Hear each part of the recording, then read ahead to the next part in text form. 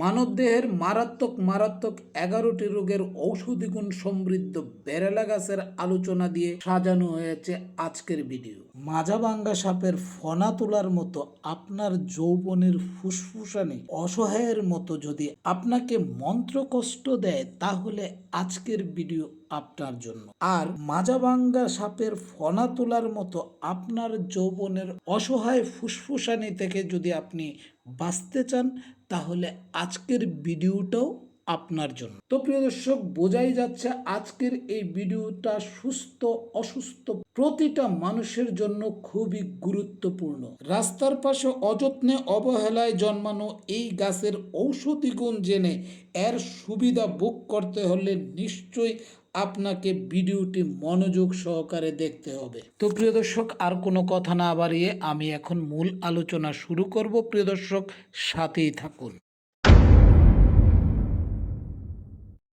প্রিয় দর্শক, মূল আলোচনা শুরু করার আগে আপনারা গাছটাকে একটু ভালোভাবে দেখুন এবং চিনুন। প্রিয় দর্শক, এই গাছটি মালবেসি পরিবারের সিডা গণের একটি সপুষ্পক গুল্ম। এই গণের প্রায় 250টির বেশি প্রজাতি আছে। ভারতে অনেকগুলি পাওয়া যায় এবং সবগুলিই ভেষজ হিসাবে ব্যবহার করা যায়। তবে যেসব উদ্ভিদের পাতা পশমময় এবং আকার হৃদযন্ত্রের মতো, সেগুলি কার্যকারিতা বেশি। সাদা ফুলের গাছকে বলা হয় শ্বেত বেরেলা, বৈজ্ঞানিক নাম সিডা কর্ডিফোলিয়া, এবং হলুদ ফুলের গাছকে বলা হয় পিত বেরেলা, বৈজ্ঞানিক নাম সিডা রম্বিফোলিয়া। এতে রয়েছে নানাবিধ ঔষধি গুণ। প্রিয় দর্শক, এই গাছটা দেখতে পাচ্ছেন, এখানে হলুদ ফুল, মানে এই গাছটা হচ্ছে পিত বেরেলা, বৈজ্ঞানিক নাম সিডা রম্বিফোলিয়া। প্রিয় দর্শক, আজকের আলোচনা এই গাছটিকে ঘিরে। তো প্রিয় দর্শক, এই গাছটি আপনারা দেখলেন, আশা করি চিনতে পেরেছেন। তো প্রিয় দর্শক, চলুন জেনে নেই এই গাছের মধ্যে কি কি রোগের উপকারিতা রয়েছে। অপুষ্টিজনিত কাস্যরোগ নিরাময়, উরোক্ষত নিরাময়, আবাহক রোগ নিরাময়, রক্তপিত্ত রোগ নিরাময়, রক্তাশ্বের রোগ নিরাময়, বাত রক্তের রোগ নিরাময়, স্বরভঙ্গ রোগ নিরাময়, হৃদযন্ত্রের বৃদ্ধি নিরাময়, মূত্রকিচ্ছতা, শ্বেতপদর ও রক্তপদর ফোড়া উপশম। প্রিয় দর্শক, এবার আমি আলোচনা করব এই রোগগুলি আসলে কি এবং এই রোগের জন্য এই গাছকে কিভাবে ব্যবহার করব।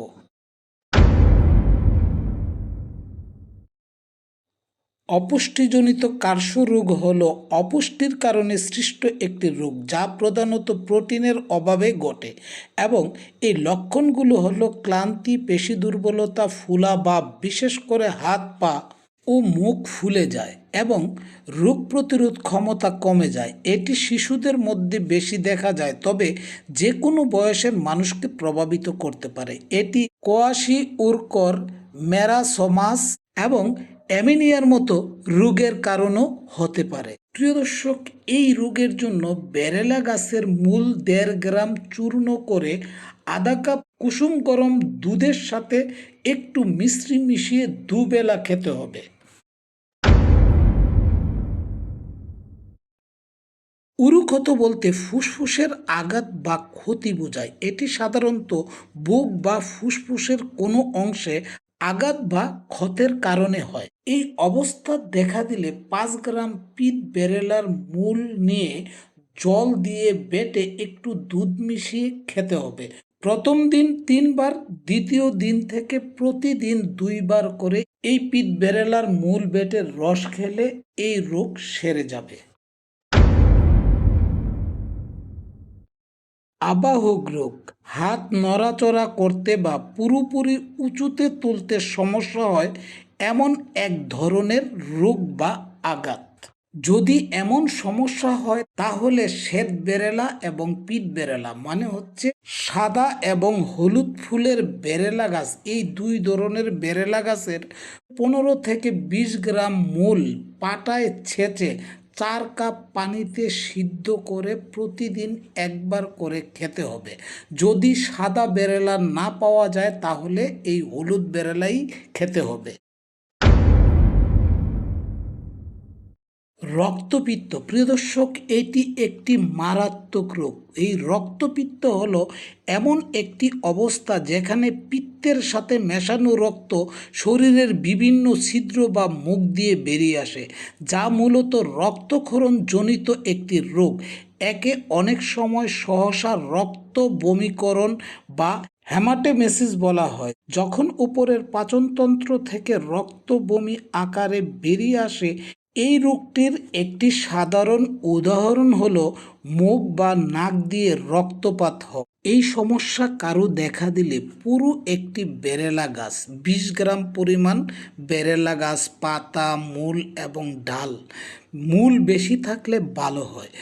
এই 20 গ্রাম বেরেলা গাছ নিয়ে এইগুলি ছেঁচে কাঠ তৈরি করবেন, মানে রস তৈরি করবেন।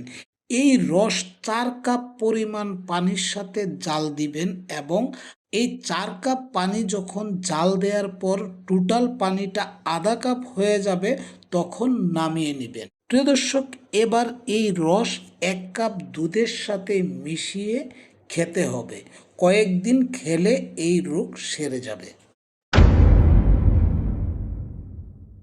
রক্তাল্প হলো এমন এক ধরনের রোগ যা পিত্ত বা পিত্তজনিত রোগ থেকে হয় এবং এতে পাতলা দাস্ত বা রক্ত দাস্ত হয়, সঙ্গে দুর্বলতা, ক্লান্তি এবং অল্প জ্বর থাকতে পারে।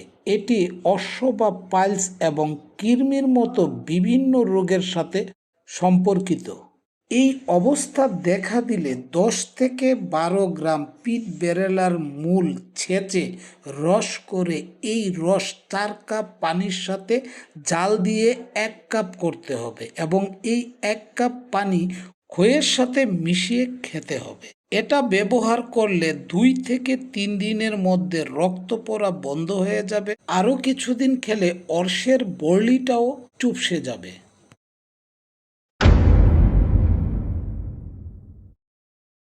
প্রিয় দর্শক, এই রোগটা খুবই কঠিন একটা রোগ। এটা শরীরের কোনো অংশকে বিকৃত করে দিতে পারে অথবা সংকুচিত করে দিতে পারে। বাতরক্ত বা রিউমেটিজম বলতে অস্থিসন্ধি ও যোজন কলার একটি দীর্ঘস্থায়ী প্রদাহজনিত রোগকে বোঝানো হয়, যা আসলে একটি নির্দিষ্ট রোগ নয়, বরং শত শত ধরনের রোগের সমষ্টি। এই রোগগুলোতে প্রধানত অস্থিসন্ধি আক্রান্ত হলেও হাড়, লিগামেন্ট, টেন্ডন এবং পেশিতে ব্যথা ও প্রদাহ হতে পারে। আর্থ্রাইটিস এবং নন আর্টিকুলার রিউমেটিজম এর দুটি প্রধান উদাহরণ। এই রোগে আক্রান্ত রোগীকে 20 গ্রাম বেরেলার মূল 4 কাপ জলে সিদ্ধ করে 1 কাপ থাকতে নামিয়ে ছেঁকে সেই কাঠ খেতে হবে। আর বেরেলার কাঠ দিয়ে তৈরি তেল, যাকে বেরেলা তেল বলে, সেই তেল সর্বাঙ্গে মালিশ করতে হবে।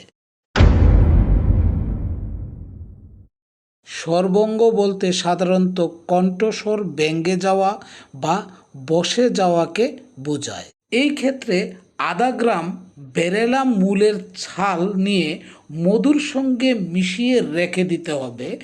সারাদিনে 5 থেকে 7 বার একটু একটু করে চেটে খেতে হয়। এইরকম 2-3 দিন খেলে ওটা উপশমিত হবে। হৃদযন্ত্রের বিবৃদ্ধি বলতে কার্ডিওমেগালিকে বোঝানো হয়, যা একটি শারীরিক অবস্থা যেখানে হৃৎপিণ্ড অস্বাভাবিকভাবে বড় হয়ে যায়। এটি এমন একটি পরিস্থিতি যেখানে হৃৎপিণ্ডের পেশি পুরু হয়ে যায় বা এর প্রকোষ্ঠগুলি প্রসারিত হয়ে যায়। এই ক্ষেত্রে শ্বেত বেরেলার মূলের ছাল চূর্ণ আধা গ্রাম মাত্রায় সকালে ও বিকেলে আধা কাপ অল্প গরম দুধের সঙ্গে মিশিয়ে খেতে হবে। 2 থেকে 4 দিন খেলে রোগী বিশেষ উপকারিতা উপলব্ধি করতে পারবেন। মূত্রকৃচ্ছ্রতা হলো প্রস্রাবের সময় তীব্র অস্বস্তি বা ব্যথা এবং প্রস্রাবে স্বাভাবিক প্রবাহে বাধা। এটি মূলত মূত্রনালীর সংক্রমণ, ইউরিনারি ট্র্যাক্ট ইনফেকশন বা ইউটিআই এর একটি উপসর্গ, যেখানে প্রস্রাব করার সময় জ্বালাপোড়া, ঘন ঘন প্রস্রাবের বেগ এবং প্রস্রাবের সাথে রক্ত যাওয়া ইত্যাদি লক্ষণ দেখা দিতে পারে। এই ক্ষেত্রে 10 গ্রাম বেরোলার মূল একটু থেতু করে 2 কাপ জলে সিদ্ধ করে 1 কাপ করতে হবে এবং ছেঁকে নিয়ে এই কাজ সকালে অর্ধেক এবং বিকালে অর্ধেক খেতে হবে। এর দ্বারা এই কৃচ্ছতা কিছুটা উপশম হবে। শ্বেতপ্রদর এবং রক্তপ্রদর রোগের জন্য এই পিট বেরেলার মূল 10 গ্রাম 4 কাপ পানিতে সিদ্ধ করে 1 কাপ করতে হবে। এই 1 কাপের আধা কাপ দুধের সাথে মিশিয়ে সকালে খেতে হবে এবং আধা কাপ রস আধা কাপ দুধের সাথে মিশিয়ে বিকালে খেতে হবে। এভাবে 4-5 দিন খেলে এই রোগের উপশম হবে। যে ফোড়া উঠতে দেরি, পাকতে দেরি ও ফাটতে দেরি হয়, এমনকি বসাতেও দেরি হয়, মোট কথা এই ফোড়া মাংস ও মেদবহুল জায়গায় ওঠে, তখন বেরেলার মূল ও সেটা যদি সাদা ফুলের হয় তাহলে ভালো হয়, তা বেটে প্রলেপ দিলে ওর দাহ ব্যথা কমে যায়।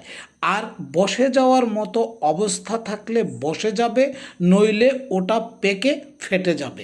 তো প্রিয় দর্শক, এতক্ষণ আপনারা এই শ্বেত বেরেলা গাছের উপকারিতা সম্পর্কে বিস্তারিত জানলেন। তো প্রিয় দর্শক, আজকের এই আলোচনার আলোকে যদি আপনার কোনো গঠনমূলক মন্তব্য থাকে, পরামর্শ থাকে, তাহলে অবশ্যই কমেন্ট বক্সে লিখে জানাবেন।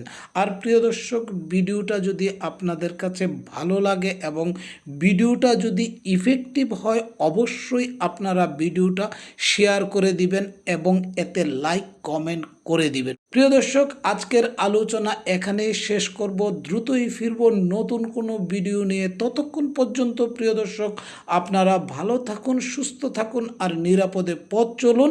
আল্লাহ হাফেজ।